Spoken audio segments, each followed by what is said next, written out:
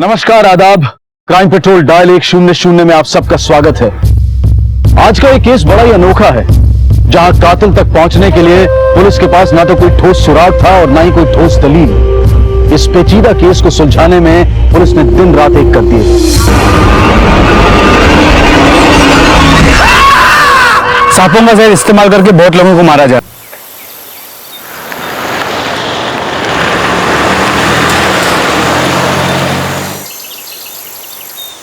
काय रे, होतंय का? अंदर हाँ बस तू अंदर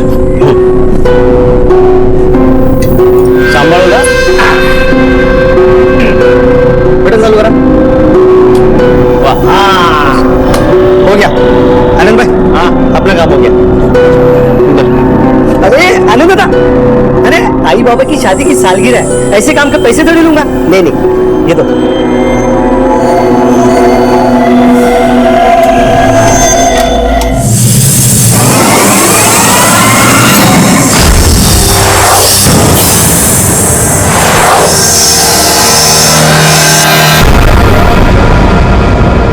साहेब, बड़े साहब कुठे है? तिकडे साहेब, माझी कंप्लेंट लिहून घ्या। मेरे घर में चोरी हुई है। बसा। हाँ, साफ साफ बोलो, क्या चोरी हुआ? वो साहब, मेरे घर से बोला सांप चोरी हुई है। क्या? सांप घर से? ये घर में सांप क्या कर रहे थे? साहब, मैं एक सर्पमित्र है।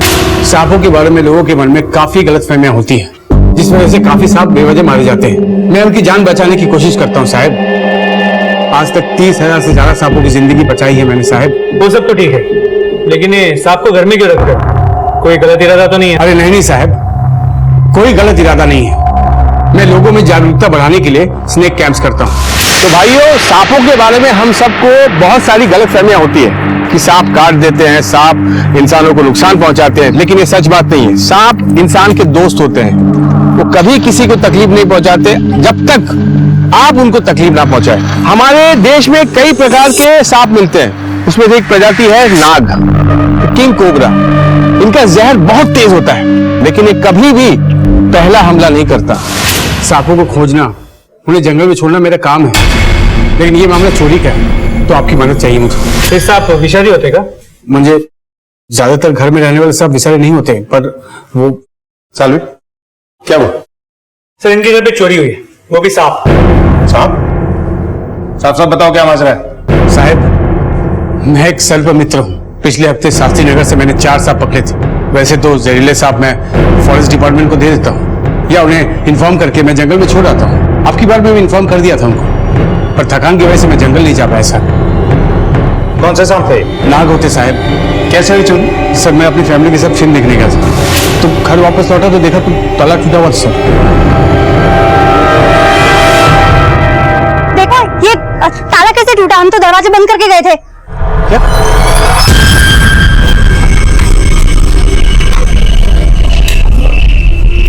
घर तो ठीक ठाक सा है। मेरे सांप,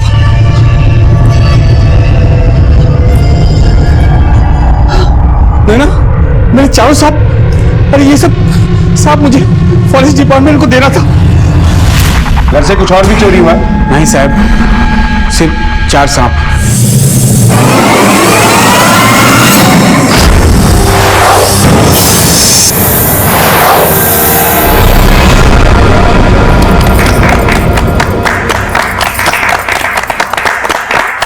आई बाबा, आप दोनों की जोड़ी हमेशा सलामत रहे। खुश रहो। वाह वाह, नमस्कार पाटील साहब, अभिनंदन।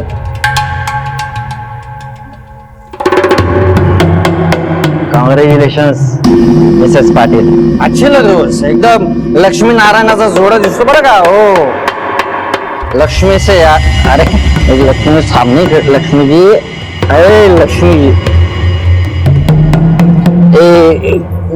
गिफ्ट नहीं लाई तू? नहीं लाई? Sorry Mrs Patil, no gift. वैसे भी ये हमारे छोटे मोटे गिफ्ट से आपको कहाँ तसल्ली मिलेगी, कहाँ पसंद आएंगे हैं? हमारा बड़ा गिफ्ट तो आपने हमसे छीन लिया, हमारे बाबा छीन लेना। ये चोरी सच में हुई है या तुमने ही कुछ करवाया? क्या बोलता तुम्हें? मैं अपने घर में चोरी कराऊंगा क्या? 4 जहरीले सांप पकड़ के तुम घर लाते हो, फिर लापरवाही में उन्हें घर छोड़कर पिक्चर देखने चले आते हो, और चोरी हो जाती है सांप गायब। तुम्हारे अलावा कोई और भी जानता है इन सांपों के बारे में? सर, मैं, मेरी बीवी नैना, मेरा बेटा राहुल, मेरा छोटा भाई प्रदीप घर पे रहते हैं। चारों को सांपों के बारे में पता है साहब। लोगों की जिंदगी का सवाल है साहब, प्लीज मेरी मदद कीजिए। चलो हो सर, लौकर है सर। सर आइए सर, ये देखिए।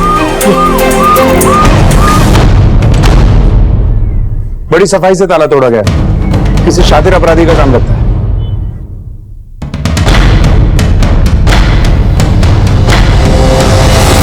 सर आइए। साहब, ये चारों सांप यहीं पर थे साहब। पता नहीं घर में कौन आया और सारे सांपों को ले गए। सालवी, पूरे घर की तलाशी लो। सर, कौन? साहब, मेरा छोटा भाई प्रदीप है। ये जानता था सांपों के बारे में? नहीं सर। तुम्हारा भाई कहाँ है? साहब वो एकदम बेकार आदमी है, भटक रहा होगा कहीं इधर उधर काम के बहाने। इसके पास घर की चाबी रहती है? नहीं साहब, हम नहीं देते उसे घर की चाबी। सर अंदर कुछ नहीं मिला। इस वक्त ये कहाँ है?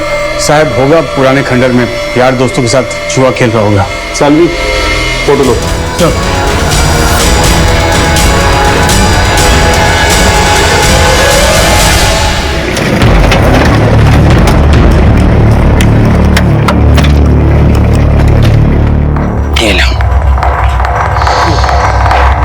मेरा तो यार नसीब खराब है यार, दोबारा पट्टे मातो यार।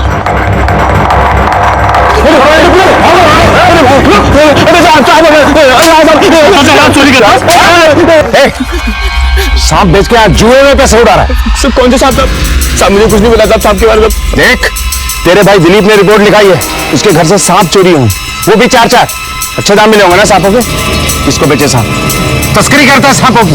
साहब मैंने कोई सांप की चोरी नहीं की है, ये सांप की चोरी वाली बात तो मुझे आपसे पता चली है सर। दिन भर कहाँ था तू? दिन भर में शहर में था, काम ढूंढ रहा था सर, काम नहीं मिला तो फिर भटकते भटकते 2-2:30 बजे यहाँ पे आ गया साहब। जुआ खेलने? ये जो करते हुए तू पकड़ा गया ना, उसके लिए भी तुझे अंदर डाल सकता हूँ मैं। नको साहब, मैं आज के बाद कभी जुआ नहीं खेलूंगा साहब, सच कह रहा हूँ साहब, मुझे छोड़ दो साहब। हमारे देश में सांपों को लेकर कई मान्यताएं हैं। कहीं श्रद्धा से इन्हें पूजा जाता है तो कहीं अंधश्रद्धा के घेरे में जकड़ा जाता है। पर बावजूद इसके स्नेक बाइट से मरने वालों में लगभग 50% मौतें हमारे ही देश में होती है। शायद इसी वजह से रिहायशी इलाकों में सांपों को देखते ही लोग उन्हें मारने पर उतारू हो जाते हैं। लेकिन सभी सांप जहरीले नहीं होते हैं। हमारे देश में मिलने वाली सांपों की अनेक प्रजातियों में से सिर्फ 4 जहरीली हैं। लेकिन सांपों को मारना भी जुर्म है और इसके लिए सजा भी हो सकती है। आप सोच रहे होंगे कि मैं आज क्राइम और ह्यूमन लाइफ को छोड़कर सांपों के बारे में बात क्यों कर रहा हूं। इसकी वजह है हमारा आज का ये अजीबोगरीब केस। सांपों को हथियार बनाकर खेला गया कत्ल का ये केस आपको सोचने पर मजबूर कर देगा। सालवी, मुझे लगता है ये किसी एक आदमी का काम नहीं है। ताला किसी ने तोड़ा है और सांप किसी और ने उठाए हैं, क्योंकि 4-4 जहरीले सांप हैं। ये काम वही कर सकता है जो सांप पकड़ने में माहिर हो। चोरी दिन में हुई, किसी ने तो देखा होगा। घर में 4 जहरीले सांप है, ये सिर्फ दिलीप और उसकी फैमिली को पता था। तो अगर ये बात बाहर किसी को पता चलती है तो इन्हीं में से किसी के थ्रू होगी। सालविन के दोस्त, पड़ोसी, रिश्तेदार और इस एरिया में जितने भी सपेरे हैं, सबसे पूछताछ करो। सर पड़ोसी तो है, लेकिन सांप के डर से इनके घर पे कोई आता नहीं है। सालवी, हम किसी भी पॉसिबिलिटी को इग्नोर नहीं कर सकते, क्योंकि ये कोई मामूली चोरी नहीं है। और हाँ, इस दिलीप पे भी नजर रखो, क्योंकि इस एरिया में वही एक सांपों का एक्सपर्ट है और हमारे शक के दायरे में भी। जी सर, अपने खबरी नेटवर्क को एक्टिवेट कर।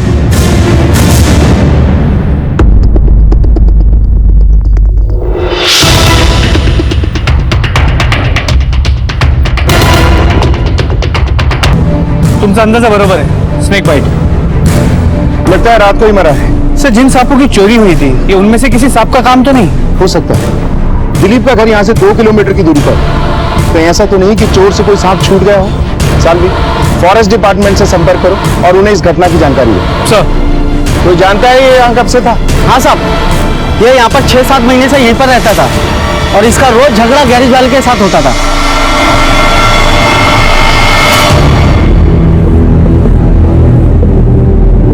सालवी, बॉडी को पोस्टमार्टम के लिए भेजो, वहीं से डिटेल्स पता चलेंगी। जहरीले सांपों की चोरी और इस भिखारी की मौत के बीच में क्या कोई कनेक्शन था?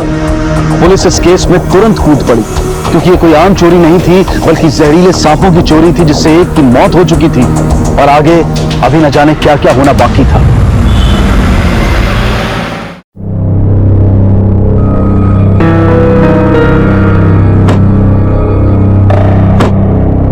आई बाबा, यही वो जगह है। अब ये पूरा प्लॉट हमारा होने वाला है। आप लोग अंदर चलिए, मैं आता हूँ थोड़ी देर में। अरे तू चल ना आमच्या बरोबर, तू क्यों जा रहा है? आई, ये दत्ता का प्लॉट है, वो यहीं पर आने वाला था लेकिन कहीं दिख नहीं रहा। मैं उससे जरा गांव में देख कर आता हूँ।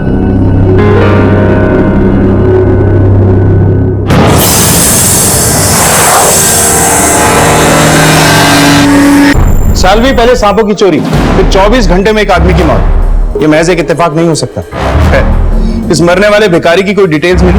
नहीं सर, कोई आइडेंटिफिकेशन नहीं मिला। और फॉरेंसिक डॉक्टर से पता किया कि ये सांप कौन सी प्रजाति का है? सर बोल दिया है, शाम तक पता चल जाएगा। सालवी, जहरीले सांप खुले घूम रहे हैं, हम कोई रिस्क नहीं ले सकते। ये मौत एक इत्तेफाक भी हो सकती है, लेकिन मेरी गट फीलिंग ये कहती है कि ये तो सिर्फ एक ट्रेलर है, असल में खेल कोई और ही है। और हाँ, जिस दिन भिखारी की मौत हुई थी, दीप और प्रदीप की लोकेशंस का पता करो कि ये लोग कहां थे, और फॉरेस्ट डिपार्टमेंट को भी खबर कर दो। जहरीले सांप घूम रहे हैं, खतरा बढ़ सकता है। सर, रेनू, प्लॉट कैसा लगा? बहुत अच्छा है दिनू, और कितना बड़ा भी है। अब अगर कोई पर होगा तो तुम्हारे सपनों की उड़ान भरने के लिए, बाकी कोई पर नहीं।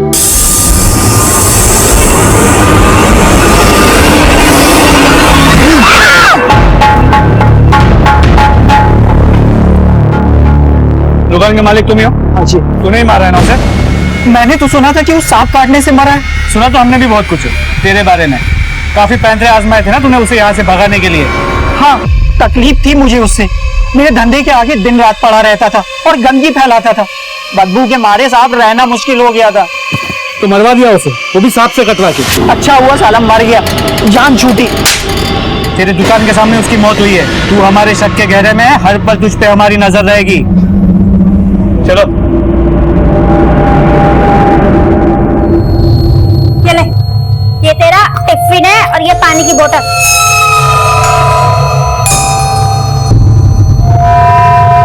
अरे, सांप के काटने से भिखारी की मृत्यु? ये देख, ये देख, तेरे बाबा का नाम आ गए। आप कहाँ थे? ये देखो, ये क्या लिखा है, और इसमें आपका नाम। बाबा, अब क्या आपको पुलिस पकड़ लेगी? एक कपास तू, मैंने क्या किया जो पुलिस मुझे पकड़ के लेके जाएगी? हाँ, तो स्कूल जा, जा स्कूल लेके जा। बरोबर, चल चल। और संभल के जाना। हाँ हाँ, वापसी में लेके आऊंगा उसे। ठीक है।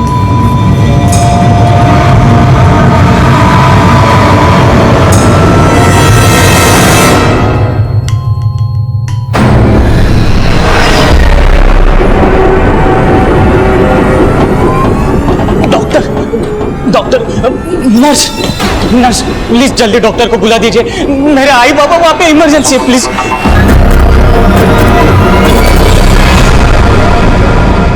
देखिए, इन दोनों पेशेंट्स को बहुत क्रिटिकल हालत में लाया गया था। दिनकर पाटिल तो डेड ऑन अराइवल थे, उनकी पत्नी रेणुका, उनमें थोड़ी जान बाकी। हम उन्हें बचाने की पूरी कोशिश कर रहे हैं। और इंस्पेक्टर साहब, ये स्नेक बाइट्स का अनयूजुअल केस है। एक और स्नेक बाइट केस? लेकिन ये अनयूजुअल है, ये एक्सीडेंटल स्नेक बाइट नहीं है, कुछ और ही है। देखिए, जनरली स्नेक बाइट हाथ या पैरों पे होता है। डॉक्टर साहब, कोई अंदाजा है कि कौन से सांप हो सकते हैं? देखिए, जहां तक मेरा अनुभव है, ये नाग हो सकता है। मेरे घर से सांप चोरी हुई है। कौन से सांप थे? नाग होते साहब। और बाकी डिटेल्स तो हमें पोस्टमार्टम में मिल ही जाएंगी। Thank you doctor. Patil family से यहाँ कोई है? जी सर, कहीं हम लोग ही। क्या हुआ था? सर, आई बाबा को प्लॉट पे अकेले छोड़कर मैंने बहुत बड़ी गलती कर दी। दोनों बहुत खुश थे और अचानक उन्हें सांपों ने काट लिया। यहाँ से नहीं, मर्डर। तुम्हारे बाबा की किसी से कोई दुश्मनी थी? नहीं सर, किसी से कोई दुश्मनी नहीं। जब ये घटना हुई उस वक्त तुम कहाँ थे? मैं आई बाबा को प्लॉट पे छोड़कर दत्ता झुंडले से मिलने गया था। दत्ता उस प्लॉट का मालिक है। वो प्लॉट पे ही आने वाला था लेकिन आया नहीं, इसलिए मैं उसे ढूंढने गांव चला गया था। अच्छा, घर पे प्रॉपर्टी को लेके कोई झगड़ा था क्या? नहीं नहीं सर, ऐसी कोई बात नहीं है। बाबा का तो हर काम बहुत ही सटीक होता था। और सर, उन्होंने तो पहले ही प्रॉपर्टी और पैसों का बंटवारा कर दिया था। घर में कौन कौन है?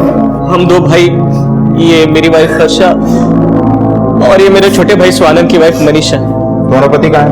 सर, वो बाबा ने दूसरी शादी की थी ना, तो उनका और रेणुका माँ का नहीं जमता था, तो वो नहीं आए। हमें मौका वारदात पे ले चलो। जी सर।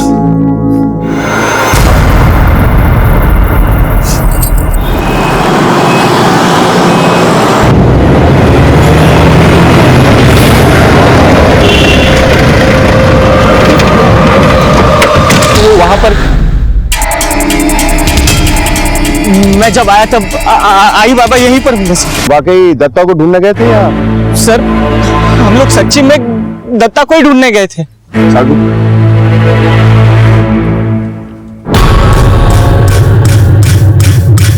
नजर रखो इन दोनों।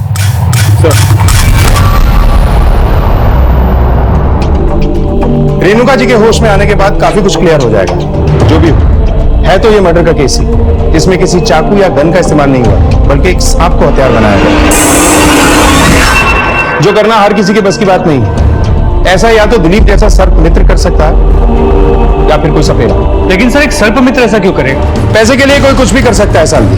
दिलीप और उसके परिवार के लोकेशन डिटेल्स आए क्या? सर मंगवाए, शाम तक आ जाएंगे। पापा, वो स्कूल में टीचर बता रही थी कि उन सांपों ने और किसी को भी काट दिया। वो ऐसा क्यों कर रहे हैं? क्यों सबके दुश्मन बन गए हैं? बेटा, दुश्मन सांप नहीं, इंसान ही इंसान का होता है। तो फिक्र मत करो, मैं उन सांपों को ढूंढ निकालूंगा। पर पापा, ऐसे सांपों को आप घर में ही क्यों लाए? सर, जमीन का मालिक दत्ता 2 दिन से लापता है और ये भी पता चला है कि गांव का एक बिल्डर भरत देशमा ने भी जमीन को खरीदना चाहता था। इसीलिए उसने दत्ता को धमकी भी दी थी कि जमीन किसी बाहर वाले को ना बेचे। सालवी, इस भारत देशमाने को थाने बुला।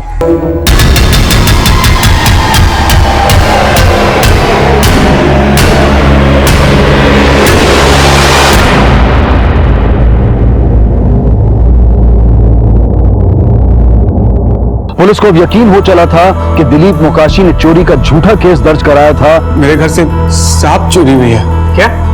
सिर्फ 4 सांप। और हो ना हो, वो ही इस सब में शामिल था। और इसके अलावा कोई करीबी है जिसने उसे इस्तेमाल किया था। पुलिस कड़ी से कड़ी जोड़ने और इस केस से जुड़ी हर छोटी बड़ी इंफॉर्मेशन को जमा करने में जुटी थी। उन्हें तलाश थी जमीन के मालिक दत्ता की। दत्ता के पीछे खबरियों को लगा दिया, जल्दी कुछ इंफॉर्मेशन मिल सकती है। नमस्कार साहब। देशमाने, भरत देशमाने नाम है मेरा। जमीन खरीदने का लालच इतना बढ़ गया था कि जमीन के मालिक दत्ता को गायब कर दिया और जमीन खरीदने वालों की जान ले ली। क्यों? 6 प्रोजेक्ट चालू है साहब मेरे। मुझे जमीन की इतनी जरूरत नहीं कि मैं उसके लिए किसी की जान ले लूं या किसी को गायब कर दूं। और रही बात धमकी की, तो मैंने उसे धमकाया नहीं था, समझाया था। फ्री में नहीं मांग रहा था जमीन, बाकायदा खरीद रहा था, वो भी अच्छे दाम देकर। ये एक मर्डर केस है। जब तक हमारी इन्वेस्टिगेशन पूरी नहीं हो जाती, शहर छोड़कर कहीं मत जाना। बिल्कुल नहीं जाएंगे साहब। और हाँ, कुछ मदद लगे तो जरूर याद करना। नमस्कार।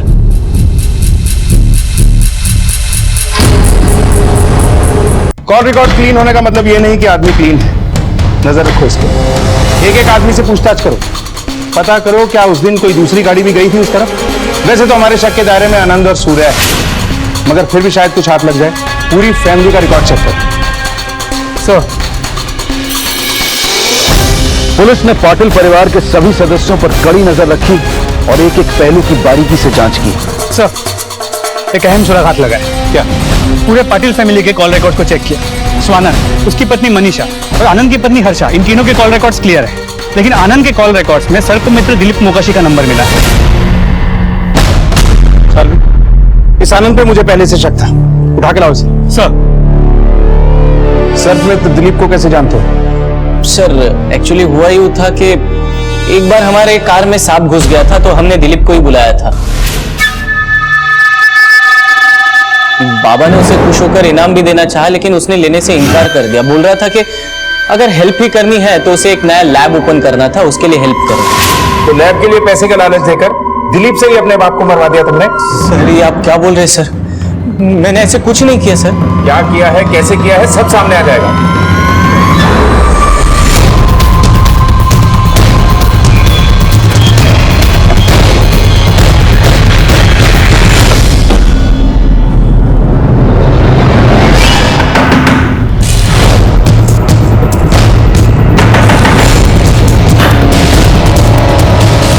दिलीप ला बोलवा। साहब वो तो 2 दिन से घर नहीं लौटे। तुम्हें पता नहीं क्यों का है? साहब गए होंगे हमेशा की तरह इधर उधर कहीं सांप को ढूंढते हुए। अगर घर लौटे या तुम्हें कांटेक्ट करे, फौरन थाने आके हमसे मिलने को बोलो। चलो। जी सर, हम अपनी तरफ से पूरी कोशिश कर रहे हैं। बहुत जल्द आपके सामने रिजल्ट होंगे सर। ठीक, जय हिंद सर। सर दिलीप 2 दिन से घर नहीं आया। चल, मुझे लगता है ये कांड दिलीप और आनंद का ही किया हुआ है।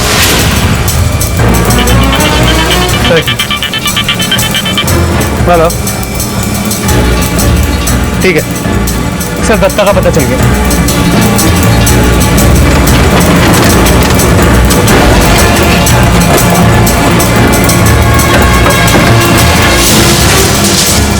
हटिए यहाँ से, हटिए हटिए। दिनकर पाटिल के मर्डर स्पॉट से थोड़ी ही दूर पर जमीन के मालिक दत्ता की लाश का मिलना एक बहुत बड़े षड्यंत्र की तरफ इशारा करता है। सर दिलीप की कोई इंफॉर्मेशन नहीं मिली। हमारी टीम उसे अब भी तलाश रही है। सांपों को बिल से निकालते निकालते क्या खुद भी किसी बिल में छुपकर बैठ गया? खैर, कब तक छुपेगा? रेणुका जी का क्या हाल है? सर खतरा टल गया, लेकिन अब तक होश नहीं है। और भारत देशमान, उसकी कोई खबर? सर उसके घर और ऑफिस में पूछताछ की, पता चला वो दिल्ली गया हुआ है। जैसे ही आता है उठाकर उसको लेकर आओ। ये प्रॉपर्टी का मामला है, हम इस पॉसिबिलिटी को भी रूल आउट नहीं कर सकते कि इसमें किसी परिवार वाले का ही हाथ हो। पाटिल परिवार के हर मेंबर से अलग अलग पूछताछ करो, हर पहलू की जांच करो। सर हेलो, ठीक है सर, अस्पताल से फोन था, रेणुका जी को होश आ गया, उन्हें घर शिफ्ट कर दिया गया है।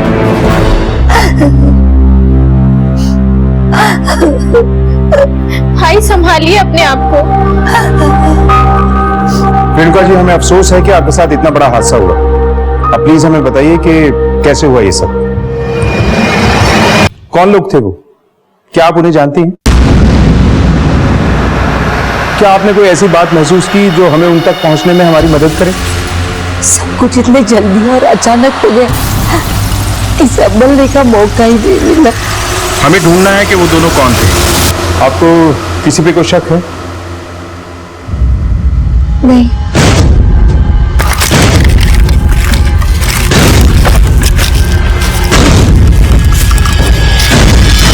सर दत्ता की पोस्टमार्टम रिपोर्ट, इसके मुताबिक उसके मरने का दिन और वक्त वही था जब दिनकर पाटिल की मौत हुई थी। क्या उम्मीद थी? वही सांप, वही टाइमिंग। सर पूरे पाटिल फैमिली की इंक्वायरी की, ऊपर से तो सब कुछ ठीक है, लेकिन कुछ अंदरूनी बातें सामने आई। जैसे उस प्लॉट पे रेणुका जी का सपना था कि एक बड़ा सा इंटरनेशनल स्कूल बने, और वो सपना पूरा करने के लिए दिनकर जी अपनी पूरी पूंजी लगाने की सोच रहे थे। 2 बेटे हैं, दौलत हाथ से न निकल जाए इसलिए बाप को मरवा दिया। इन दोनों भाइयों के बारे में क्या पता चला? सर बड़ा बेटा आनंद बड़ा ही शातिर और समझदार, उसने अपने लिए एक अलग सा घर बना भी लिया। उसकी बीवी हर्षा बड़ी सीधी सादी। छोटा बेटा स्वानंद नशे का आदी, हमेशा नशे में धुत रहता है, अपने लिए कभी कुछ कर नहीं पाया। उसकी बीवी मनीषा, स्वानंद उसे हमेशा मारता पीटता है, इसलिए वो हमेशा चुपचाप रहती है, किसी से ज्यादा बातचीत नहीं करती। उठाओ सबको। सर बाबा ने सारी प्लानिंग मुझसे बताकर ही की थी। मुझे कोई प्रॉब्लम नहीं थी क्योंकि उन्होंने घर के लोगों को ही स्कूल के ट्रस्टी बनाने का फैसला किया था। सर बाबा का फैसला एकदम सही था। भाई का सपना पूरा करना चाहते थे, उनके लिए स्कूल खोलना चाहते थे। वो सबके लिए एक जैसा सोचते थे सर। हमारे घर में हर कोई अपने बारे में सोचता था सर। बाबा मुझे हमेशा मारते थे, लेकिन वो भी क्या करते, मैं था ही नालायक बेटा। सर मेरे पति बिल्कुल खराब नहीं है, पर शराब की आदत ने उन्हें इतना बिगाड़ दिया है कि हर रोज मारपीट की आदत हो चुकी है उनकी। बाबा की तो आदत ही थी सर, एक बार जो बात ठान लेते थे उसे वो पूरा करके ही मानते थे। भाई के सपने को उन्होंने अपनी जिंदगी का मकसद ही बना लिया था। मकसद तो नेक था, लेकिन सर किसी ने नहीं सोचा था कि ये सब हो जाएगा। अगर ये मर्डर है तो घर वालों में से कोई मर्डरर नहीं हो सकता। करना तो बहुत कुछ चाहता था सर मैं, लेकिन मेरे घर में मुझे समझने वाला कोई नहीं था। मेरे सपने चूर चूर करके बाबा उस बुढ़िया के सपने पूरे करने लगे। सर सारे सपने टूट गए, सब कुछ खत्म हो गया। सर ये सब नसीब का खेल होता है। ठीक है, अब जा सकती हैं। पुलिस ने बारीकी से प्लॉट का मुआयना किया तो पता चला कि वहां पहुंचने का दूसरा रास्ता भी है। इसी शक को आधार बनाकर पुलिस ने सभी ऑटो और टैक्सी ड्राइवर से पूछताछ की और उनके हाथ एक ऐसी अहम कड़ी लग ही गई जिसने इस केस को एक नया मोड़ दे दिया। साहब, ये धामाजी रोक रहे, ऑटो रिक्शा वाला। इसे उसी दिन 2 लोगों को छोड़ा था उस प्लॉट पे। हाँ साहब, उस दिन मैंने रिक्शा से 2 लोगों को दत्ता के प्लॉट पे छोड़ा था, फिर वापस उनको बस स्टैंड में छोड़ दिया मैंने। उन दोनों में ये भी था क्या? नहीं साहब, ये नहीं थे। दोनों की शक्ल याद है, स्केच बनवा सकते हैं? हाँ साहब।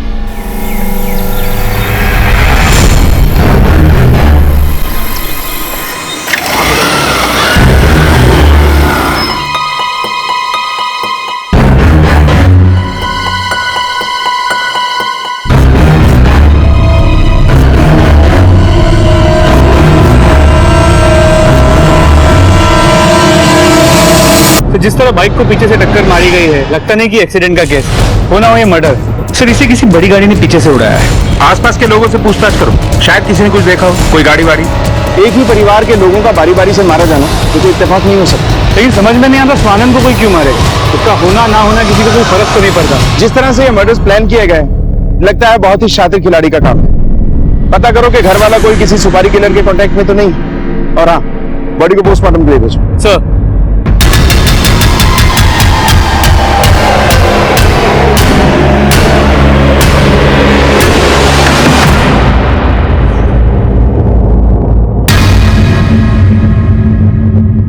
हेलो, ठीक है, उठा लाओ उसे थाने।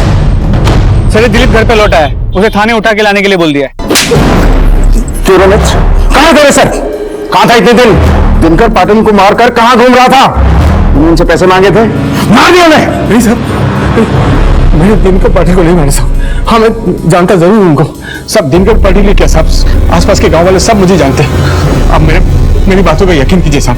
और वो जो 4 सांप खो गए थे साहब, उसमें से 2 सांप मुझे मिले और मैं जंगल में छोड़ कर आया साहब। मैं आपको बता नहीं रहा था साहब।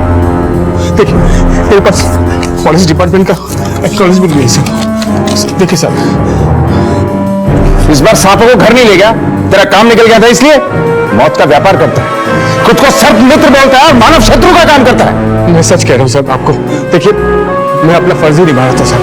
मैं सर्प मित्र ही हूँ साहब। अच्छा, ये तेरा दोस्त मौका वारदात पे देखा गया था। आता बोल, तुमसे क्या चालू होता? साहब, ये संदीप मोरे है साहब। कुछ साल पहले मेरे साथ सांप पकड़ने में मेरी मदद करता था साहब, और उनकी देखभाल भी करता था साहब। कहाँ मिलेगा ये संदीप मोरे? कौन था जो ये मौत का खेल खेल रहा था?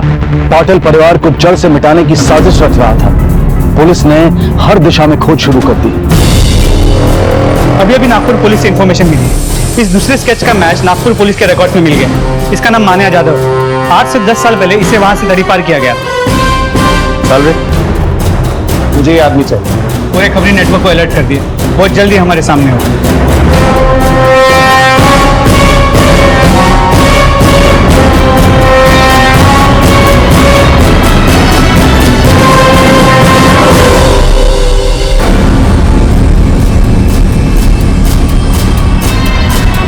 साहब, आपने जिसका स्केच दिया था वो बस्ती में आ गया है।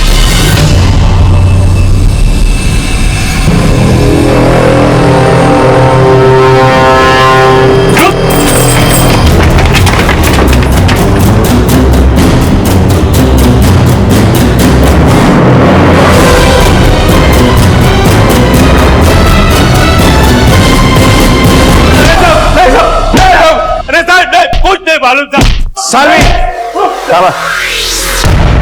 हटाओ, बोल बोल। क्या है साहब, बस का क्या किया मैंने साहब? कुछ नहीं किया तो भाग क्यों रहा था? इधर को भागा साहब मैं, वो तो बस राउंड अप पे निकला था साहब। देख मन्या, तेरे बचने का कोई रास्ता नहीं है। बेहतर होगा कि चुपचाप बता दे कि दिनकर राव पाटिल और स्वानंद पाटिल को क्यों मारा। किसका नाम गिना रहे हो साहब? मैं नहीं जानता इनको, आई शपथ मैं इनको नहीं मालूम साहब। मी ज्याला ओळखत नाही, मी त्याला कशाला मारणार साहेब?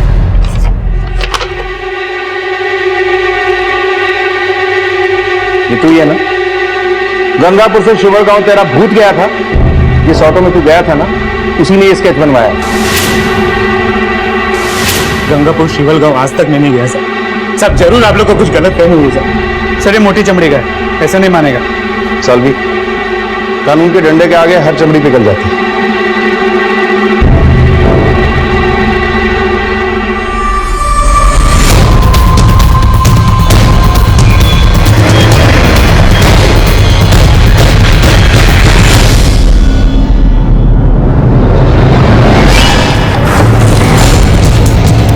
तोड़ दो।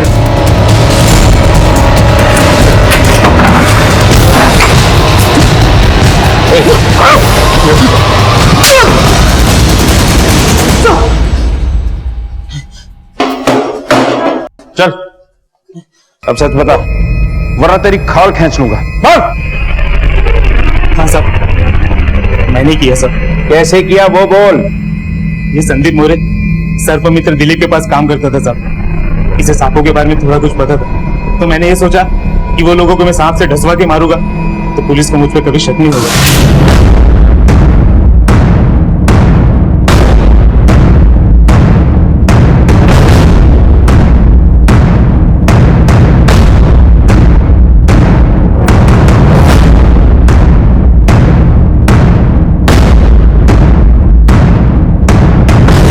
हमेशा सफेरे सांप और सर्प मित्र के पीछे घूमते रहे। चाल तो बहुत अच्छी चली थी तुम लोगों ने। सर, हमने पहले ही प्लान करके रखा था साहब। सिर्फ मौके की राह देख रही थी।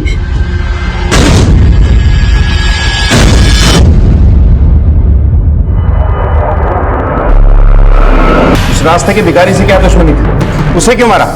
जिस वक्त हमने सांप छुड़ाया था तब एक सांप छूट गया, शायद उसी ने उसको काटा होगा।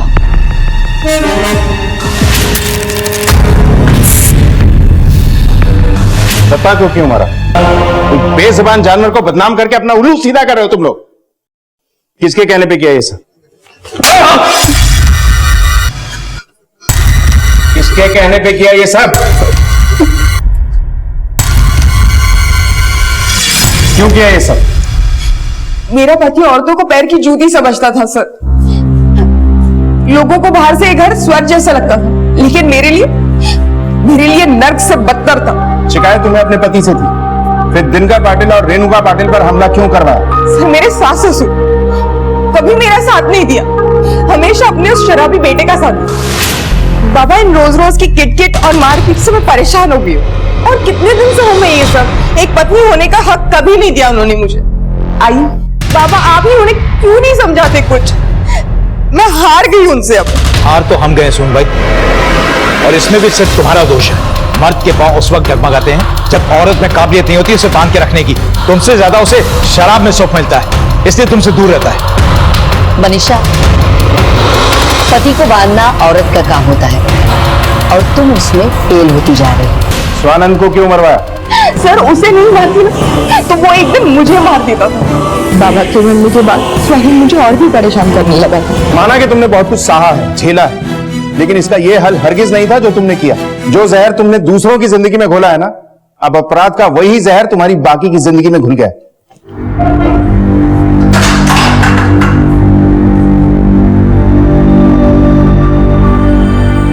देखा जाए तो इंसान इन सांपों से ज्यादा खतरनाक होता है जो वक्त पड़ने पर अपने दर्द को जहर में तब्दील करता है। ऐसे में दर्द देने वाला और उस दर्द से छुटकारा पाने के लिए जुर्म का रास्ता इख्तियार करने वाला दोनों ही दोषी होते हैं। यह दर्द ही हमारे जीवन में जहर भरता है और इसीलिए हमें इस जहर का पुख्ता इलाज ढूंढना चाहिए। दिलीप मोकाशी ने पुलिस की पूरी मदद की और वो आज भी सांपों की रक्षा के लिए कार्यरत है और लोगों के मन से सांपों का भय निकालने के लिए कैंप्स का आयोजन करता है। मनीषा की नाकाम शादीशुदा जिंदगी के मामले में दिनकर और रेणुका ने मनीषा को ही दोषी ठहराया, जिसका नतीजा मनीषा की नफरत के रूप में सामने आया और उसने बदले की आग में अपना ही घर जला दिया। दूसरों को मौत बांटने वाली मनीषा जेल की सलाखों के पीछे है। जिस जहर से उसने खुशियां खोजने की कोशिश की, वही जहर उसकी जिंदगी में घुल गया। इस जहर भरी जिंदगी से अगर कोई छुटकारा हो सकता था तो वो था इस विकृत सोच से छुटकारा। देखते हैं हमारे आज के एपिसोड की दूसरी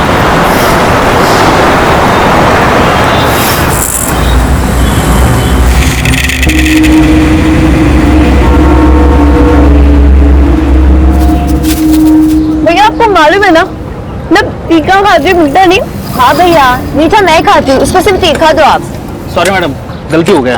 कोई बात नहीं भैया, वैसे भी अलेक्जेंडर पोप ने कहा है टू एयर इज ह्यूमन, यानी इंसान गलतियों का पुतला होता है। क्या मैडम आप भी पोप का बोल के पपलू बना रहे हो ना मेरा।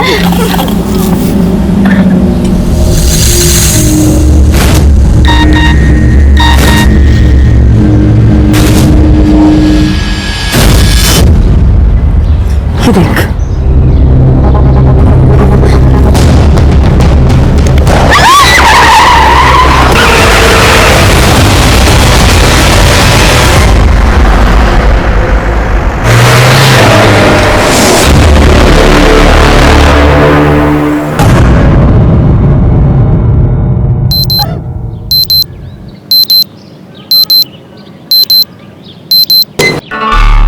नहीं चाची जी, मैं बस मजाक। ठीक है, जल्दी से चाय पियो और रेडी होकर बाहर आ जाओ। तुम्हारे चाचा जी को तुमसे बात करनी है।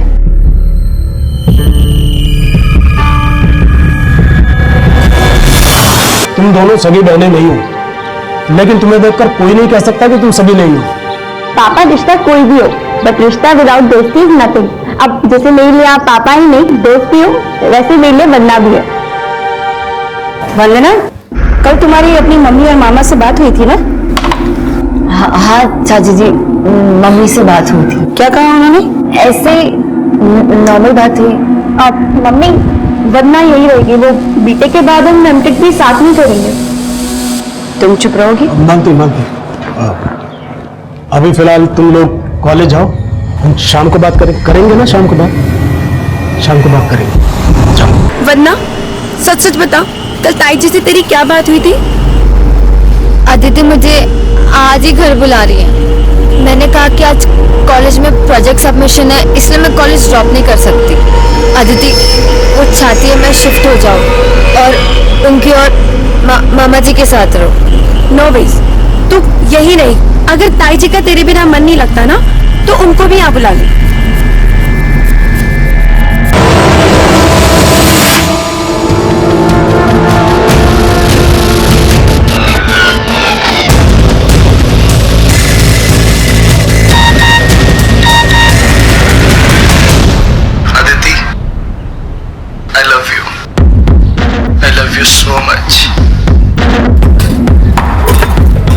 अदिति, क्या हुआ? ये देख,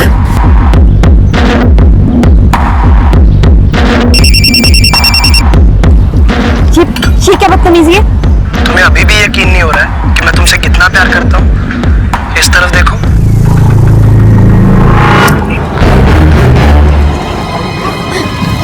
अदिति नहीं, इसके मुंह लग के कोई फायदा नहीं है। हम ना घर जाते और चाचा जी को सब कुछ बताते हैं।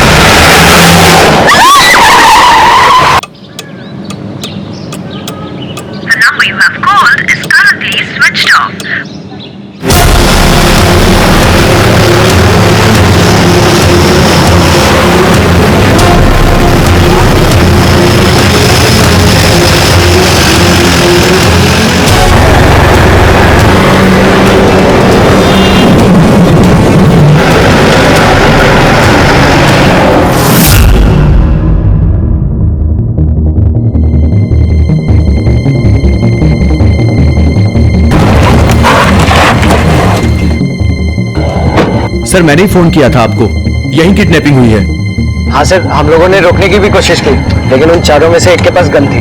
ये देखिए सर वीडियो।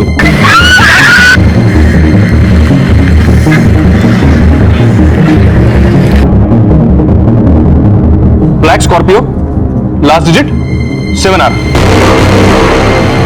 सेक्टर 22 से 143 पे किडनैपिंग हुई है। ग्रेटर नोएडा की तरफ निकले हैं, ज्यादा दूर नहीं पहुंचे होंगे। ग्रेटर नोएडा और दादरी की पेट्रोलिंग टीम को अलर्ट करो।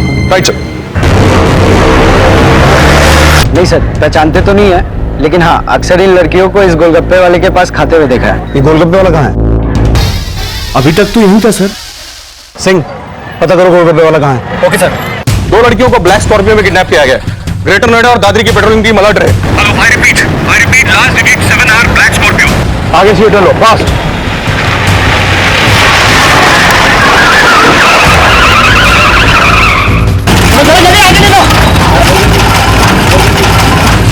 ओके फैसला इसलिए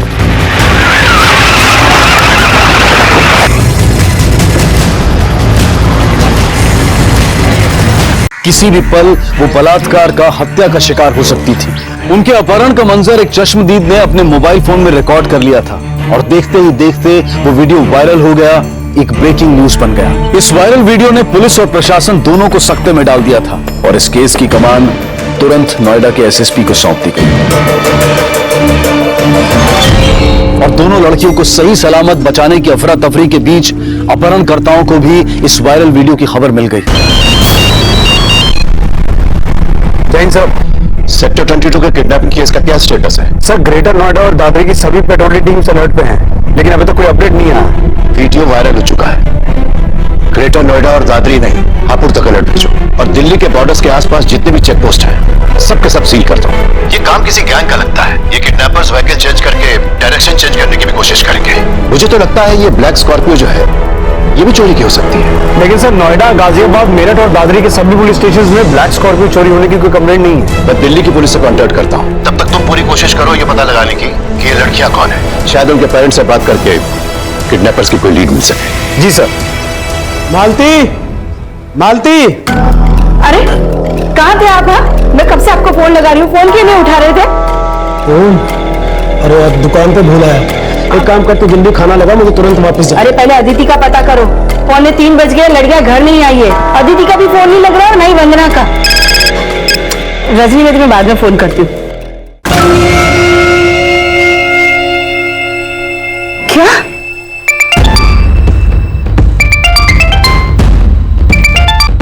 हेलो, गाड़ी का लास्ट नंबर 7 आ रहा है। दिल्ली के किसी भी थाने में ब्लैक स्कॉर्पियो की चोरी होने की कंप्लेंट दर्ज हो तो आप डायरेक्टली मुझसे कांटेक्ट करिएगा। श्योर सर, अभी तक ब्लैक स्कॉर्पियो देखे जाने की कोई इन्फॉर्मेशन नहीं मिली है, लेकिन हमारी पेट्रोलिंग टीम अलर्ट है। पुलिस इन्फॉर्मर से यह भी पता लगाने की कोशिश करो कि किडनैपर्स किस गैंग के हो सकते हैं। Right sir.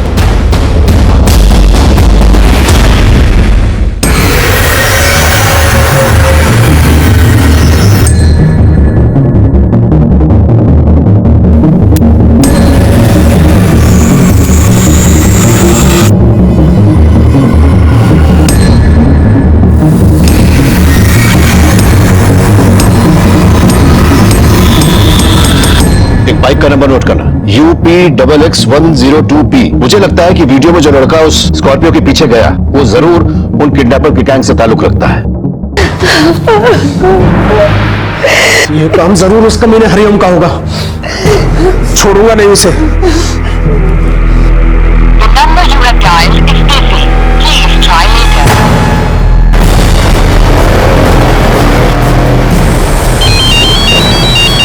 हाँ बोलो सिंह। सर, वो गोलगप्पे वाला मिल गया है। सर, अभी तक किसी भी सिग्नल पे न कोई स्कॉर्पियो कैप्चर हुई है, न कोई बाइक। सर, हो सकता है वो लोग बाईपास से दादरी रोड की तरफ निकले हों, लेकिन अभी तक किसी भी पेट्रोलिंग टीम ने हमें कोई अपडेट नहीं दिया। लगता है उन्हें इस वायरल वीडियो और ब्रेकिंग न्यूज के बारे में पता चल गया है और शायद वो ग्रेटर नोएडा और दादरी के बीच में कहीं छुपे हो या फिर चुनिया के जंगल वाले रास्ते से वो हापुड़ का बाय रूट ले रहे हो। एक पेट्रोल टीम ग्रेटर नोएडा से इस रास्ते पर भेजो और दूसरी हापुड़ रोड से। हो सकता है कि इन रास्तों पर पड़ने वाले गांवों में वो छुपने का प्लान बना रहे हो। जो वायरल वीडियो ने पहले ही ऐसी की तैसी कर रखी है और तुम लोगों ने लेने और देने के सिवा कुछ ना सूझे। Via Chuniya village Hapur road पे जाओ। I repeat, via Chuniya village Hapur road.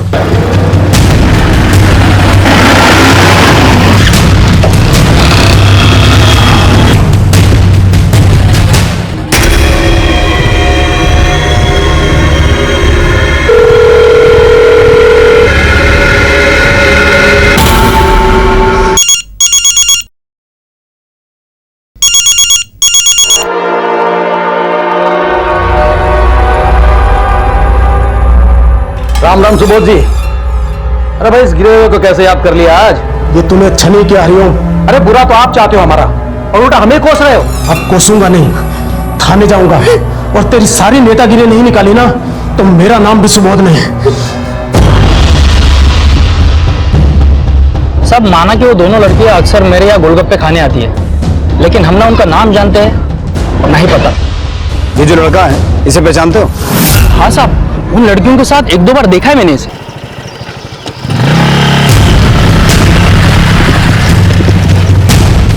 Sir, bike कीर्ति यादव के नाम सेक्टर 27 का इस एड्रेस पे रजिस्टर्ड है और ये इसका नंबर है। नंबर बोलो। 8285480117।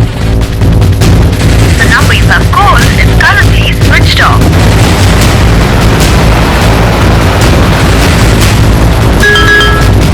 कीर्ति Yadav, flat number 16, sector 27, Noida. Sir आपका मैसेज मिला। ये कीर्ति यादव का एड्रेस है, वही बाइक वाला लड़का जो स्कॉर्पियो के पीछे गया था। तुम इसके घर जाओ। Okay sir. Sector 27 quick. Sir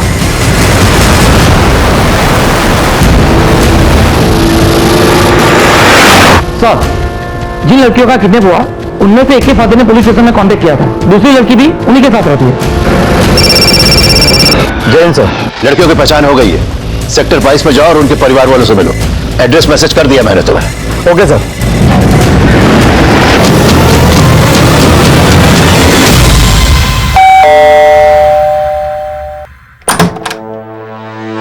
कीर्ति यादव यही रहता है? जी सर, वो मेरा रूममेट है। अभी कहाँ है वो? मालूम नहीं सर। हमें घर की तलाशी लेनी है।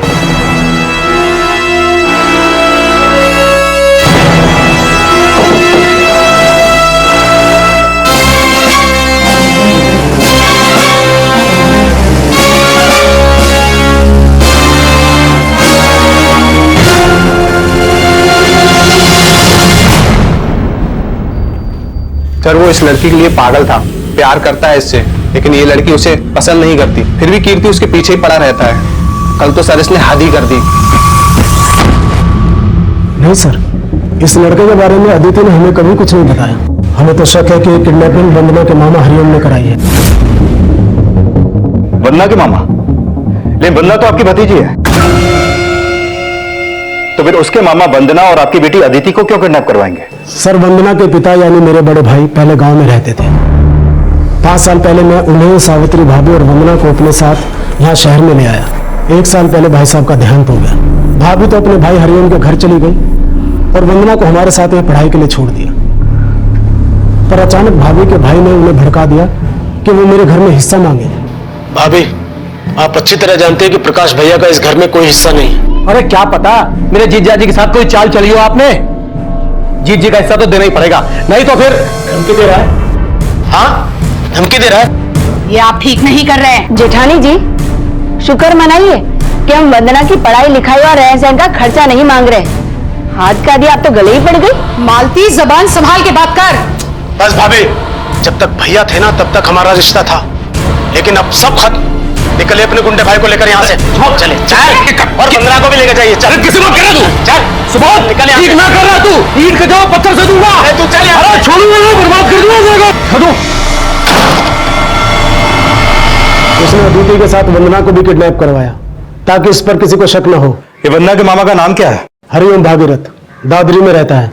वहां के विधायक का बाहुबली है।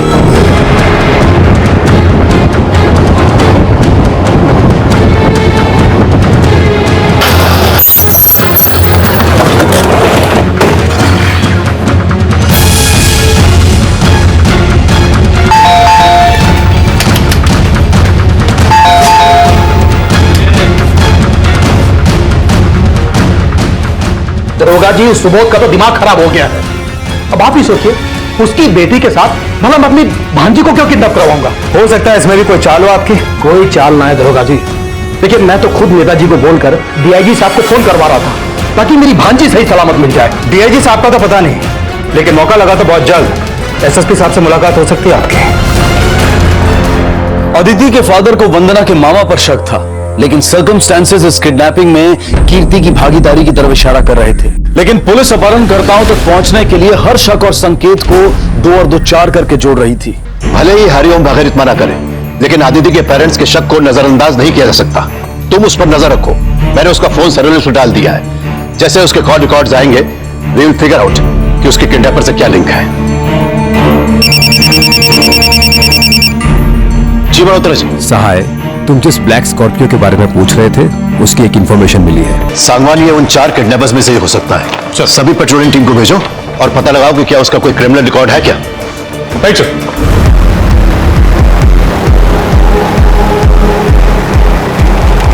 पुलिस को जिस गांव में एएसआई चौहान की लाश मिली, उसके आसपास उन्होंने सर्च ऑपरेशन शुरू कर दिया।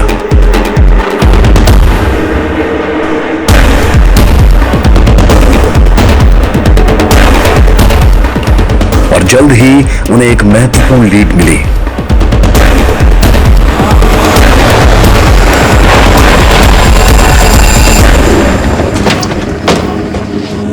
ये तो कीर्ति की बाइक है। अलर्ट।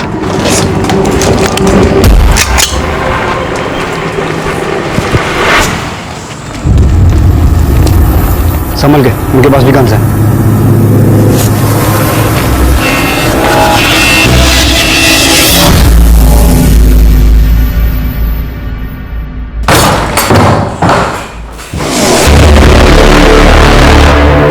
सब इंस्पेक्टर विनय की लाश मिलने के बाद पुलिस जिस डेड एंड पर पहुंची, वहां अचानक उन्हें अपराध के नए सिरे नजर आने लगे। जिसे इस किडनैपिंग का मास्टरमाइंड समझा जा रहा था, वो खुद हत्या का शिकार बन चुका था। उसकी हत्या क्यों हुई, इन सवालों में अदिति और वंदना तक पहुंचने के रास्ते ढूंढे जा रहे थे। पांडे, मैंने कीर्ति के कॉल रिकॉर्ड चेक किए, लेकिन ऐसा कोई नंबर नहीं मिला जो उसे किडनैपर से कनेक्ट करे। लेकिन इतना साफ है कि वो उनका पीछा करते हुए ही वहां पहुंचा होगा। सर, कहीं ऐसा तो नहीं कि कीर्ति अदिति के प्यार में पागल था, इसलिए किडनैपर्स के पीछे गया तो उसे बचाने के लिए? पांडे, कहानी कुछ भी हो सकती है। तुम बस इतना पता करो कि वो जगह किसकी है जहां कीर्ति की लाश मिली थी। जी सर।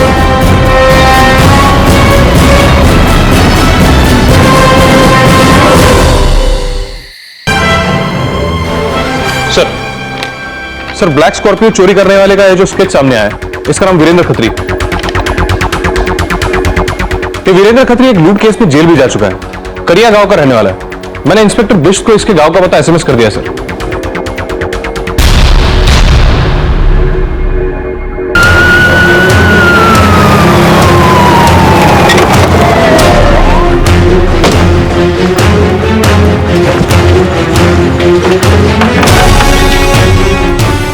साहब, जब से वो जेल से छूटा है तब से घर नहीं आया है वो। 2 लड़कियां किडनैप और 2 मर्डर करके फरार है आपका बेटा।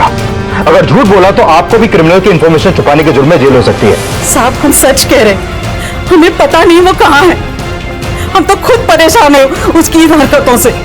जब से उस हितेश बलियान से दोस्ती हुई है, तब से हमारे हाथों से हमारा लड़का निकल गया। हितेश बलियान? हितेश बलियान? ये किडनैपिंग हितेश बलियान गैंग ने की? सर, 6 महीने से अंडरग्राउंड है वो। मैंने अपने सारे खबरियों को अलर्ट कर दिया। जैसी कोई इंफॉर्मेशन मिलती है अपडेट करता हूँ आपको। हाँ पांडे, बोलो। सर, बिस्ला गांव में जिस जगह कीर्ति यादव की लाश मिली थी, वो हरिओम भागीरथ के नाम पर रजिस्टर्ड है। अरे आखिर बात क्या? 1 मिनट, तूने बताई सर? अरे साहब सुनिए, साहब एक फोन तो करने दीजिए। ठीक है, निकल के बात करेंगे, थाने में करेंगे। अरे साहब सुनिए, मेरी बात क्या? अरे साहब जब से हितेश बलियान ब्लैकलिस्टेड हुआ, तभी से मैंने उसे बायकॉट कर दिया है। और सब मुझे फंसाया जा रहा है। इसमें हितेश बलियान के साथ साथ उस सुबोध का भी हाथ है। खुद को बचाने के लिए कुछ भी बके जा रहे हो? साहब, ये सुबोध बड़ा घुमना आदमी है। मेरी बहन को जायदाद में हिस्सा न देना पड़े, इसलिए मुझे फंसा रहा है। जरूर सुबोध के बेटे ने उस हितेश बलियान को हायर किया होगा। और साहब, अदिति को इसलिए उठवाया ताकि वो लोग ना फंसे। सुबोध का बेटा? हाँ साहब, केशव नाम है उसका। हफ्ते भर पहले उसने मुझे धमकी भी दी थी फोन पे। ज्यादा हिस्सा करके मेरे पापा को परेशान मत कर। तू किसी का भी बाहुबली होगा, लेकिन मैं अपनी पे आ गया ना, तेरी बल्लियां उखाड़ दूंगा, समझा? साहब, ये केशव और उसकी भाग की चाल है। पहले आपको मेरे खिलाफ भड़काया और फिर मेरे जगह पर लाश फेंकवा कर मुझे फंसा रहा है। साहब देखिए, मेरा कोई कसूर नहीं साहब, मैं बेकसूर हूं, मेरा यकीन कीजिए साहब। वो सरासर झूठ बोल रहा है सर। हमारा बेटा केशव तो यहाँ रहता ही नहीं, वो चंडीगढ़ हॉस्टल में रहता है। और वो अदिति ही नहीं, वंदना को भी अपनी सगी बहन समझता है। सर, सुबोध के बेटे केशव का फोन बंद आ रहा है। सांगवान, अगर हरिओम की भी इस केस में इन्वॉल्वमेंट होती तो वो लाश अपने बिस्ला वाले घर में क्यों रखवाता? सर, हितेश बलियान और हरिओम भागीरथ में पहले 36 का आंकड़ा हुआ करता था। सर, हो सकता है सुबोध के बेटे ने हितेश बलियान को उसके खिलाफ यूज करने का प्लान बनाया।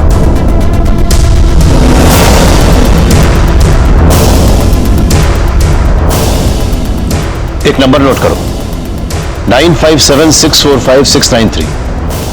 यह नंबर केशव शर्मा के नाम पर रजिस्टर्ड है। अगले 15 मिनट में मुझे इस नंबर के कॉल रिकॉर्ड चाहिए। सर, ये लोग पहले हितेश बलियान गैंग से जुड़े थे। सर, ये 1, 2 और 3 ये लोग तो अंदर है, बाकी बचे 2। इनमें से ये विनय है सर। इसका गांव परसोनी में पड़ता है, जो बिस्ला से ज्यादा दूर नहीं है। सर, हो सकता है हितेश बलियान गैंग अदिति और वंदना को परसोनी गांव ले गए हो। ठीक है सर, मैं तुरंत परसौनी गांव पहुंचता हूं। परसौनी गांव, जल्दी।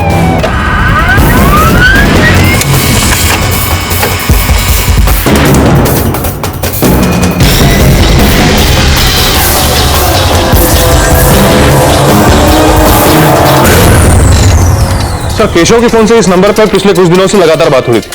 सर मैंने काफी बार ट्राई किया लेकिन ये नंबर स्विच ऑफ आ रहा है।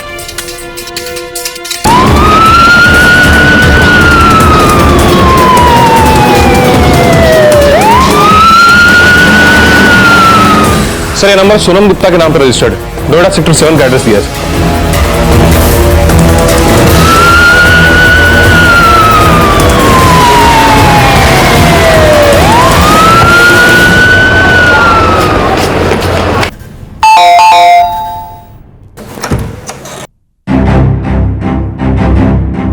जी साहब, सोनम मेरी बेटी है। कल से वो लापता है और उसका फोन भी स्विच ऑफ आ रहा है। सर ये सोनम गुप्ता और केशव शर्मा का फोन कल रात एक ही साथ बंद हुआ था। सोनम और केशव एक ही स्कूल में पढ़ाई करते थे। स्कूल खत्म होने के बाद केशव चला गया चंडीगढ़ पढ़ाई करने के लिए, लेकिन हमें नहीं पता था साहब कि स्कूल के बाद भी ये दोनों आपस में एक दूसरे के टच में थे। और एक रोज अचानक सोनम उसे घर पे लेके आई।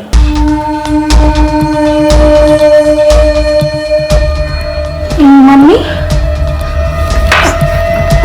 ये केशव है। साहब, सोनम केशव से शादी करना चाहती थी, लेकिन वो हमारी जाति का नहीं था, इसलिए मैंने और मेरे बेटे ने शादी से इनकार कर दिया। लेकिन साहब, वो केशव मेरी बेटी को भगा के ले गया।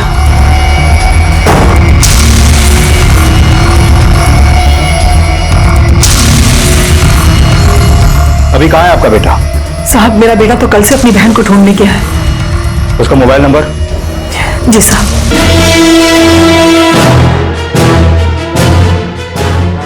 नाइन 8760987 संजय नाम है इसका?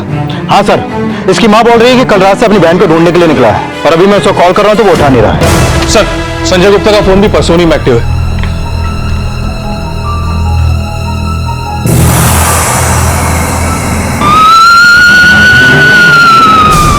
सर हम 5 मिनट में परसौनी गांव पहुंच जाएंगे।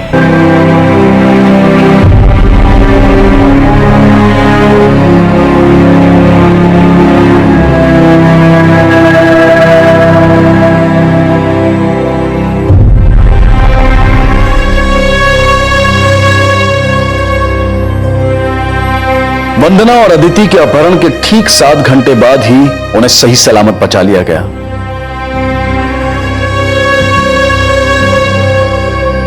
यूपी पुलिस के जज्बे और सफलता के लिए क्राइम पेट्रोल उन्हें सैल्यूट करता है। लेकिन अपराध की यह घटना कहीं ना कहीं हमें यह सोचने पर मजबूर करती है कि जैसे को तैसा सिखाने की मानसिकता सिर्फ और सिर्फ अपराध को ही जन्म देती है। भले के साथ हमेशा भला हो यह जरूरी नहीं है, लेकिन जो बुरे होते हैं उनके साथ हमेशा बुरा ही होता है। इसी विचार के साथ अब मैं अनूप सोनी आपसे विदा लेता हूं। फिर मुलाकात होगी अगले एपिसोड में एक और चौंका देने वाले केस के साथ। तब तक अपना और अपने परिवार का ख्याल रखें और देखते रहें क्राइम पेट्रोल डायल 100। सबक एक को सीख हम सबको। जय। इस तरह के और भी एपिसोड देखने के लिए हमारे चैनल को सब्सक्राइब करें और बेल आइकन दबाना ना भूलें।